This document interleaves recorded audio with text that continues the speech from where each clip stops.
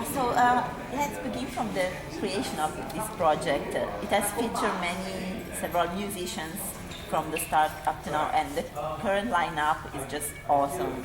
And can you share any consideration on your experience in the band so far? Well, how it started for me, I was traveling in Australia. We were on tour with Mendoza, and we were on the Motley Crue Kiss run. Wow. And David Lowy was there, the founder, one of the founders, was there with his band. And we started getting along. They were playing some cool stuff, some cool songs. So I'd come in earlier and check it out. And his manager, who is our manager now, David Edwards, and himself, we started becoming friends. And all of a sudden, before the tour ended, I got hit with an offer of maybe participating, collaborating. And I said, of course. And to be honest, we talked about, at gigs, we talked about hundreds of things that never solidified, they never come to fruition for whatever reason. So I went home, and a few weeks later I got the call from David Edwards, manager, and said, we're really moving forward with this. So they sent the music. To make a long story short, I fell in love with the music. It was really cool. It was speaking to me in a very loud way. And then they proceeded to tell me, well, we have a chance to open up for Aerosmith in Australia. We need some bigger guns, for Beta, that's what he said. We need some bigger names. Would you be into it? And I moved a few dates around. I had some recordings and went out. And we had a great time. We all had a great time. The foundation at the core is about creating the best music and having a good time doing it. So who's not going to love that? So along the way, let's just go a year after we got to tour here and there. The fire kind of like got lit, and then became bigger, and we proceeded to move forward with it. And John Stevens, half of the foundation, the two cats, was having some personal issues. Oh, yeah. And couldn't leave the country. I won't get into it, but so long story short, we found ourselves in a predicament because we had a Kiss tour lined up for this year. Yeah. We had the recording studio booked. Cuba. We had Cuba, and it was like, what are we gonna do? So, long story short, I called John, and we went to Cuba, and I just knew that he would be perfect for this project. His heart is in the right place. Yeah. He loves music, Totally. like we all do, and he's a great frontman and a singer. No, but that's true because I saw it. I saw it in first person, so I can confirm that. But anyway, you don't need to wait. no. So he's somebody that I've always wanted to hook up with, and that's how life is. So the opportunity came up, called him. I knew those guys were gonna love him, and they did. And he hit it out of the park, and so we found ourselves in the studio, and bam, and Revolution. What born? So, and there's a lot of little things here and there that we won't get into, but that's pretty much what it was. Oh, yeah. We're so glad we're lucky to have it. Yeah, totally. Yeah. And what's your favorite features of this new album, Revolution? Which are the main features that differentiate this record from the previous one, in your opinion? Well, first of all, we have John. That's the biggest one. course. He's our point guy. Yeah. His voice, his writing, what he brings to the table is it's a big factor. It's like any band that's got a front man, you're going to change the front man, it's going to change the whole color. Yeah, sure. So that's the big one.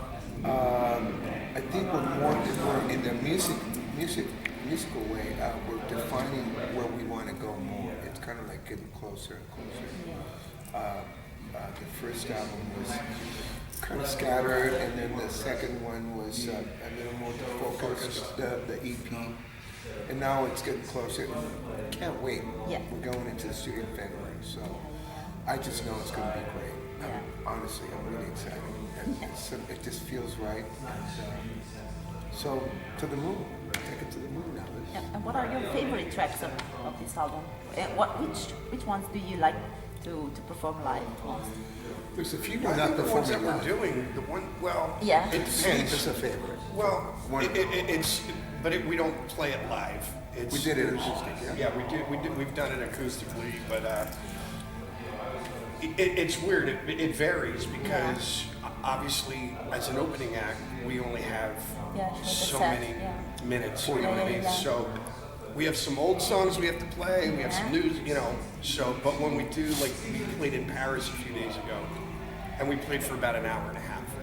And you know, we obviously add more songs from the record. But I think the ones that we're doing in the short set, Are the ones. Moses Evil, Devil at a Time, Mexico. Wow. you know, Mexico. These are all Pretty strong. Very, Yeah, very they're pretty strong. Rock involving, and yeah. roll. There's a lot of good songs in that. To be honest, I got to hear it because it's a whirlwind what's going on.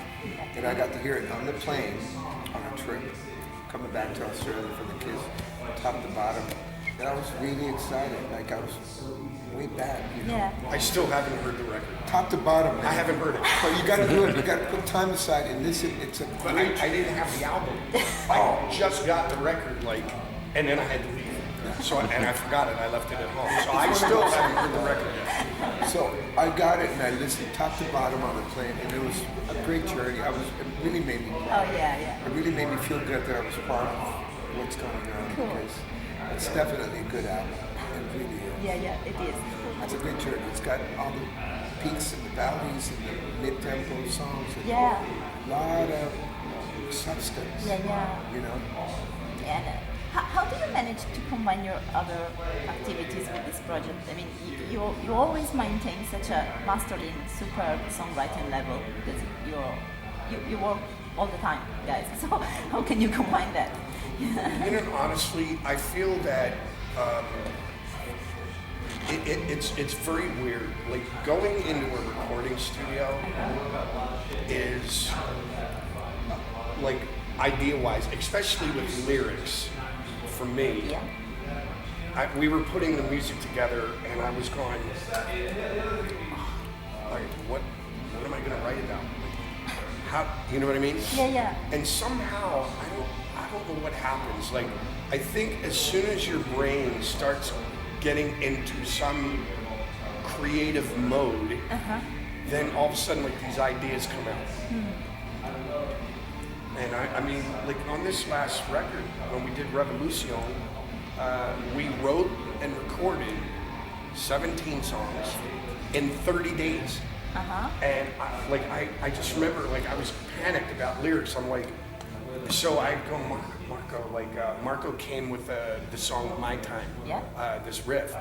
And I go, like, I have a melody, but it's just not, I need help. Yeah. And that was the cool thing about this band. Like I said to Marco, I need help. So he literally wrote down like 2 or 3 pages of ideas. And all it takes is one word. I go, oh, I love this idea that you're going, and boom, take that sentence, and then and then it all just comes together.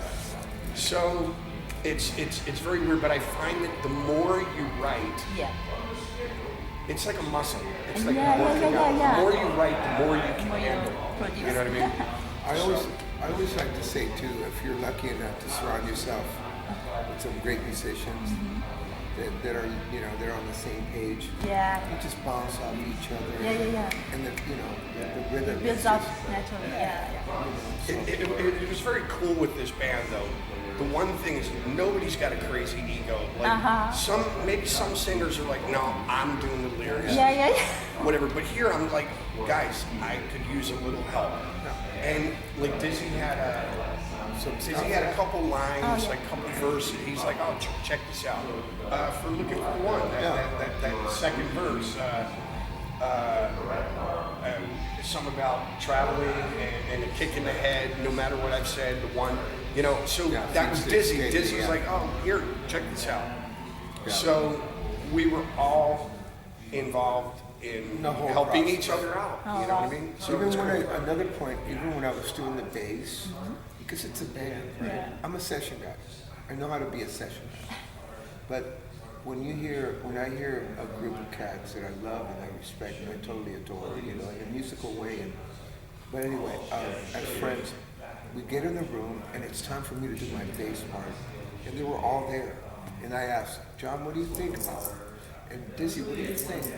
And Richard, because I know collectively we're going to come up with something It's like a awesome. stew, a better stew, you know. Yeah. I have my way of playing, and when I get hired to come and play in albums, that's what I do. Put that hat on, write my shit out, boom, boom, 2 passes, I'm out of it. Yeah. But this is a band. That's what's so beautiful. You want it to be, you want the canvas to be everybody's color. Yeah. You know what I mean? Yeah. It's a painting that we're all painting together. Great. And your sound seems to be influenced by 70s hard rock. Yes. And is that a direct consequence of your personal taste or and background, or was it a choice at the No, basis? it's absolutely our personal tastes, Yeah. influences. Like Yeah. that was the other Inspiration, thing. We had so much fun doing this record.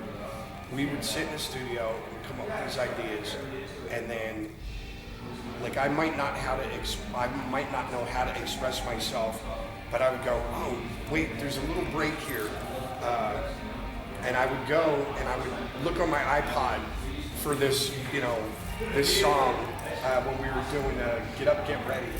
I go, we had the song Get Up, Get Ready, Reminded us. Richard. So I'm like, there was a little break, and so I go on my iPod, I go check out this, it was old Rick Derringer live. So I go, look, now I go, not this riff, but something like this. Like, and it's like, and then, so we were all like, oh, check out this Zeppelin thing. And then at night we would all be on YouTube. Like, he's like, oh, check out this live concert of Grand Funk and Richard was sending me stuff like, look at Deep Purple from 1971. And so these are all influences. This is the music that I remember sitting in my room, looking at posters and listening to the vinyl, and Same.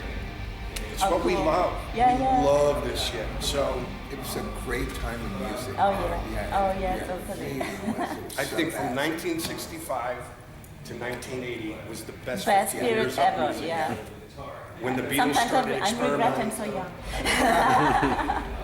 No, I'm not that young actually. But also, the album features 2 covers, Evil and Midnight Moses. Is there a specific connection with those songs? Between those two? No, but why did you choose them? Well, Midnight Moses, our first meeting with John, actually, we were at dinner. Okay. Because everybody wanted to meet him. He flew out to Beverly Hills, we were having a dinner. And I don't know where he came from. I mean, I guess you knew about it. You knew the band. You're a big fan of it. Well, it was weird. When I was growing up in Philadelphia, there was a band that I used to go see, cover band. They had some covers, some originals. And we used to go see this band called the Dead Kids. Yeah. And I would go see them, and they were amazing. They could have been the next Motley Crue or whatever.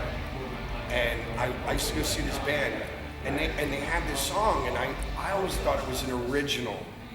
And then years later, I moved to LA, and somebody gave me a Sensational Alex Harvey CD. So I'm listening, and then I hear the song, and I go, this is that song, and I just immediately fell in love with the riff again.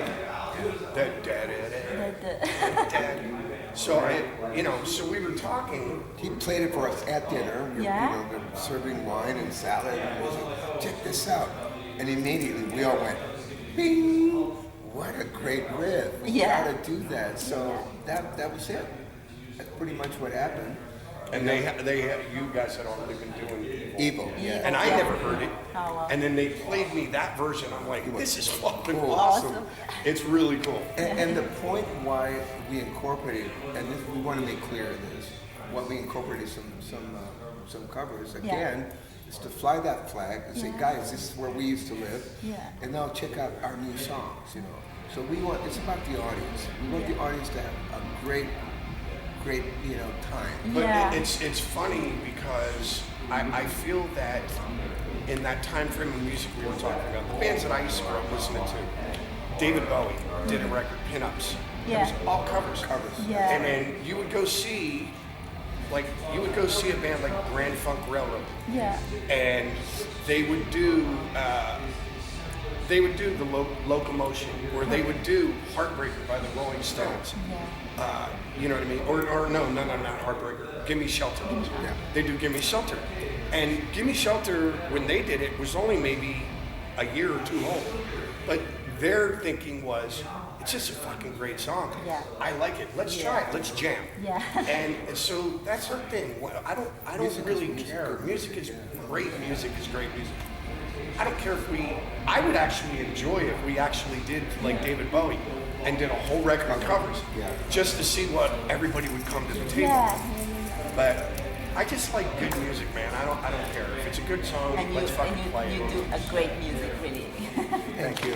So Grazie guys, mille. thanks to you guys. And just one last thing, could you look into the camera and say hello to the readers of Rock Rebel magazine? Hey guys, this is John Corabi, And I'm Marco Mendoza. and we are the Dead Daisies, and you are watching Rock Rebel Magazine.